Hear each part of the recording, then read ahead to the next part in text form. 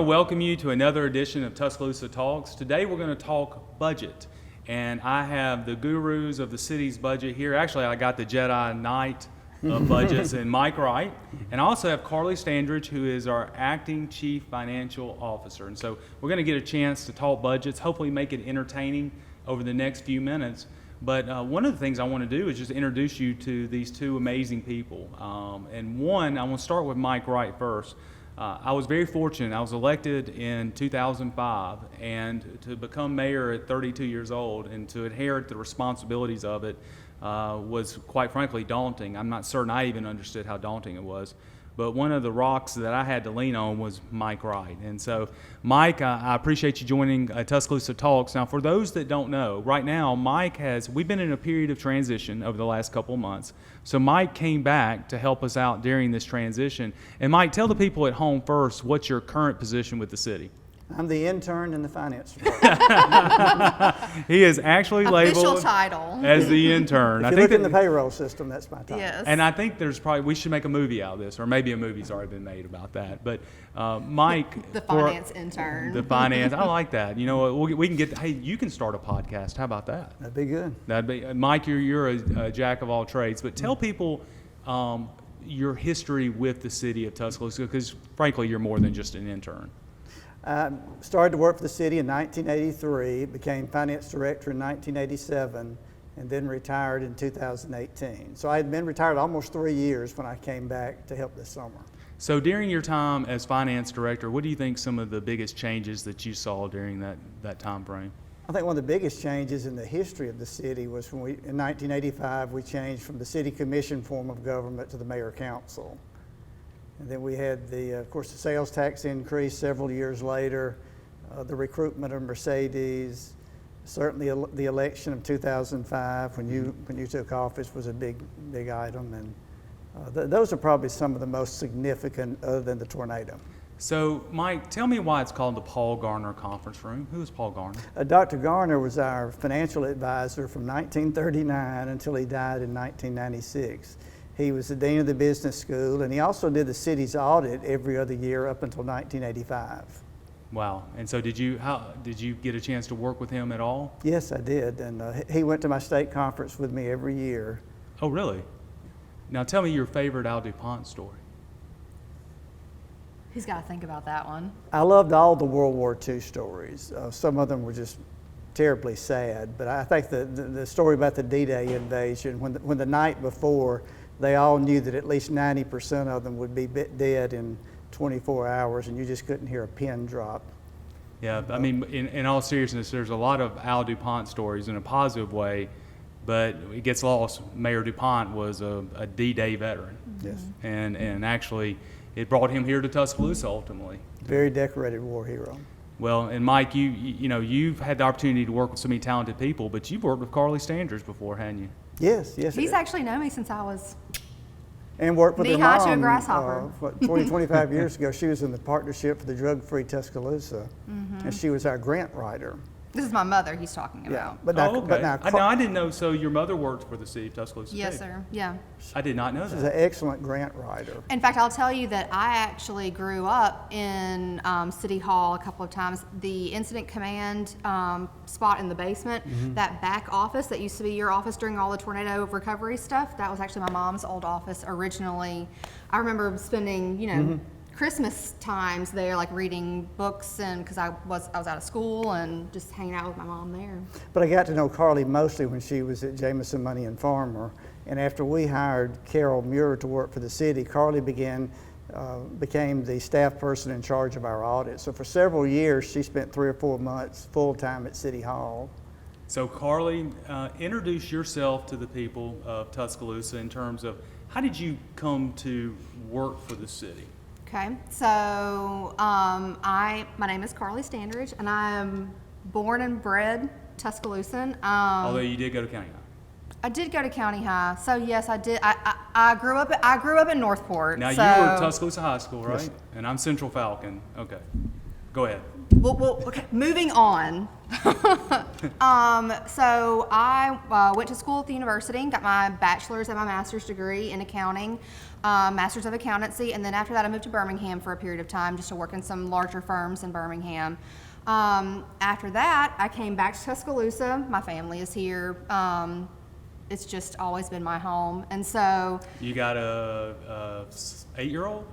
I currently have a 7-year-old. 7-year-old At magnet school, at Tuscaloosa Magnet School. But then, yeah, so started working at Jameson Money Farmer and then became the lead on the city's audit. After a period of years, that's when the tornado happened, and I just and actually, literally, I think on May the 4th, Mike called me and said, hey, could you come help us out with some of these FEMA filings and compilations? And I said, sure, and I just haven't left yet. Well, I remember actually during the tornado, Mike coming and saying we were going to need some help. Because what gets lost, what the public didn't see is how do you account for tens of millions of dollars you're expending. I mean, we were expending $100,000 a day in PD and $75,000 a day in fire. All this has to be reimbursed at some point. It has to be accounted for. And I remember when Mike said that you were going to be joining our team, I think it was the first time I got a chance to meet you. And Mike was very, very high on you and what you could do for the city. Very kind. And you were a big part of our recovery team, ultimately, that we transitioned to. Talk a little bit about your work on the recovery from the April 27th tornado. So I came on after the actual event, but right when things were really kicking off into the long term. I think that a lot of the immediate frenzy had died down when I first came on, but the idea of the daunting task in front was very much so there. I think that the idea, and just, to kind of give as much clarity, my home was actually impacted by the tornado of 2011. And so I think just seeing it firsthand with where I lived every day, what I would go home to every day, really made me want to be part of the change, be part of the thing that made us better, that made us come back. And so I worked with recovery to really kind of compile all of the costs that we had associated and file them with the federal government for reimbursement. That is no small task. I know that says it's like 5 words in a sentence, but it is, months and months and months of employee interviews and documentation digging and compilation into federal forms, which it was a wonderful time, but it was definitely intensive. Well, and since both of you were a part of it, and I don't think it gets the credit it's due, talk about the fact that all these federal funds ultimately were audited by OIG, and ultimately what resulted from that, how good we came out on the back end, because most people who get this influx of money don't. Absolutely. There were a number of, I think, news stories not that long after we were audited by OIG for the 2011 tornado that other municipalities that had some FEMA funding during that period of time actually had to pay back millions of dollars, tens of millions of dollars from their FEMA reimbursements. The city of Tuscaloosa came out pretty clean. I think the only amount that we were, kind of dinged for, and then, but we never even had to even pay anything back. But the only amount was, I think, like $30,000. Yeah, and it was because we over-noticed a professional service Right. that we didn't even have to notice. But Right.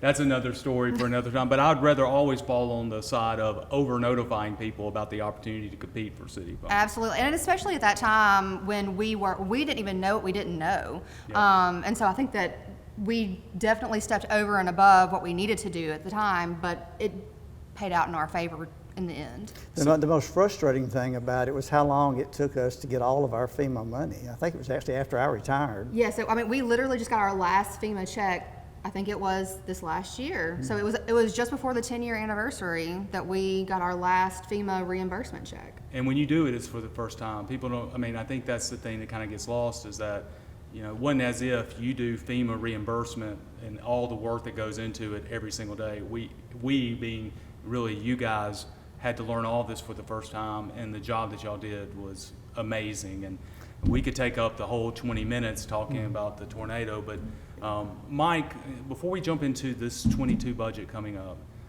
you coming back and helping us during this transition, Being gone for 2 years, any things that are surprising to you, or is things that's the same? I'd just be kind of I'm interested I'd in be this one. interested though in knowing, I mean, how much changes in 2 years, how much is the same?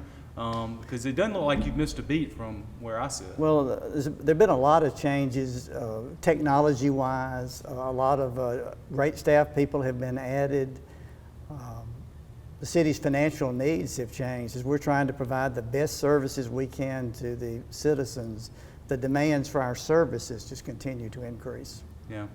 Well, so let's jump into that because we're entering fiscal 22, which is a lot easier than fiscal 21, which coming off COVID, none of us knew what the next year would hold. And certainly there's still that doubt, but I don't think it's as prevalent as it was. So Carly, going into this budget, and this will be your first as finance, as the chief financial officer, what do you see are the big issues we've got to tackle in this budget?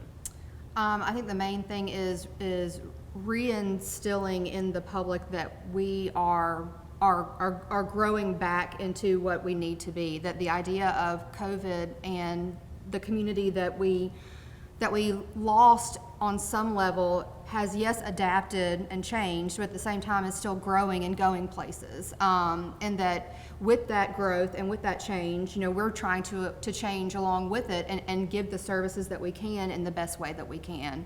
I do think that the general thought right now with the Delta variant is there's a uncertainty about the next couple of months. But I think that with this budget, we can show that we are really good at planning and executing and even thinking ahead about what could possibly come down the pipeline, and that we've positioned ourselves so well previously that we can kind of tackle whatever we need to in the next couple of months. Mike, you got anything to add to that? My thoughts would be very similar to Carly's. So we know we've got to tackle the pay plan for police and fire. We certainly, unfortunately, we've gotten behind on investments for water and sewer. Those have to be addressed. And then everything in between. But beyond that, Carly, we've had some transitions within our own staff. Yes. And it's certainly been talked about in the media. How are they doing? I will say that the staff in the accounting and finance department is absolutely flipping phenomenal. I cannot sing their praises enough. And yes, even in the midst of transition, where again people feel uncertain, uncomfortable, they have never once come in and said, I don't want to do this, or I don't like doing this. They've always come in being 100% there for the day. What do we need to tackle today? I really cannot sing their praises enough. Well, you look at Estella and Ashley and Kaysen and the whole crew. They have done a fantastic job. Certainly thank Becky for the way she stepped Absolutely. in and didn't have to, but stepped in the gap. Katie Metcalf. Katie Metcalf, yes. So we've been so blessed, and they've helped us get to this point. So I'm very proud of what your team has been able to accomplish. So as we're wrapping up, I want to talk about some things that often come out. Or asked in the public, maybe, would be a better way of putting it. So, Mike, I want to start with you. What does having a AAA credit rating mean to the average taxpayer of Tuscaloosa? What it means to the city, actually, is that we're able to borrow money at a less expensive rate. The higher your credit rating is, the more comfortable bondholders feel with the city. When I first started with the city, we were struggling to hold on to an A rating on our water and sewer debt. And gradually, over almost 40 years, we've reached the highest level at one rating agency and right below that at the others. So it's a huge source of pride for people that have worked in the finance area all these years, and something that benefits the taxpayers more than they'll never know. And to piggyback on that, I do think that the idea of what it gives to the taxpayers is extremely important. The taxpayers are going to, pay in what they do, and then because we're able to not be charged as much in interest when we take out debt, which is necessary for any of these large-scale projects that we do, But whenever we're charged less interest, then that means that the funding can go towards other things, other programs, other investments in different areas of the city that might not be able to be made if we didn't have such a great credit rating. And I do think that the amazing work that's been done throughout the city's history really leads us to the point where, like I mentioned before, we can tackle whatever uncertainty comes up in the next couple of months, next couple of years, because it has been so well maintained. Yeah.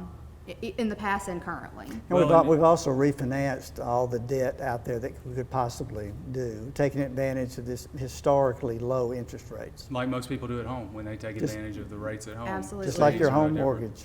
Well, and the city has something that most cities in Alabama don't have. And us in Northport, quite frankly, are the only two that have both a water and sewer utility.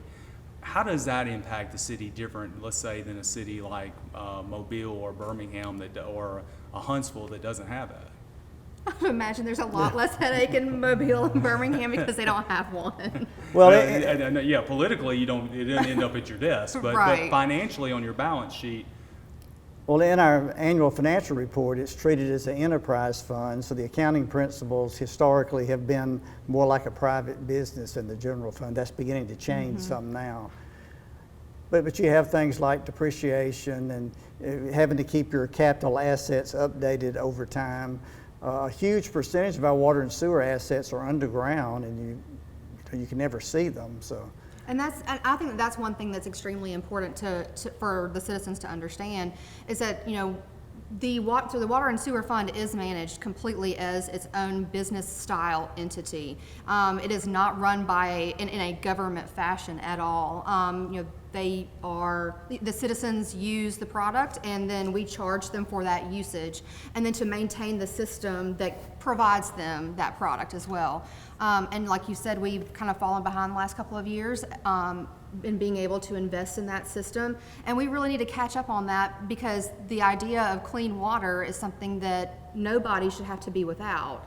A lot of people go home at the end of the day and just turn on their tap, and it just so happens that it's always there, and we've never faltered on that. And so I think that being able to maintain that promise to the citizens is extremely important, that the water quality will be there and that the delivery for them will be there when they need it. So if it is treated as a utility, why do we do a general obligation pledge?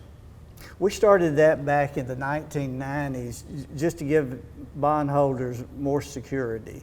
Prior to that, we only pledged the revenues of the water and sewer system, which is why we had so much trouble getting the rating upgraded. And that GEO is what gives you that better interest rate. And that's Right. why a lot of times people say, well, the city has $200 million in debt, but $100 million of that is going to be on your water and sewer side.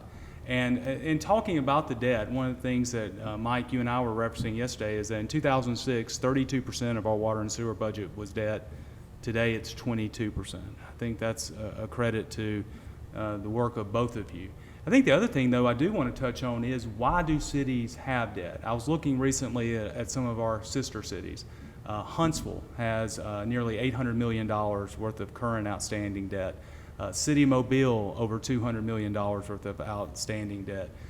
City of Montgomery was close to $300 million the last time that I checked.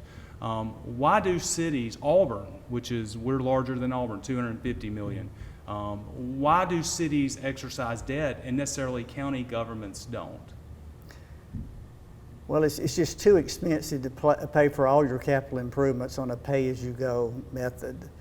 We have paid for quite a few things, like the City Hall Annex we paid cash for 30 years ago. We try to keep our debt load to the minimum, but you just can't pay cash up front for every capital improvement. Well, and I think that the general infrastructure layout of a city is going to be so much more dense than it is in a county situation, and so the number of miles might be somewhat similar, but the network itself is so much more intensive within a city infrastructure that you can't maintain the signals, the individual types of roadways, the curb and gutter, all of those fire, the all of police, those things that the county does not have to deal with on any basis. Well, I think it's a good discussion to have because each has their own strengths and responsibilities, but it's important that we have managed our debt the right way, which is evidenced by the AAA rating. And last year,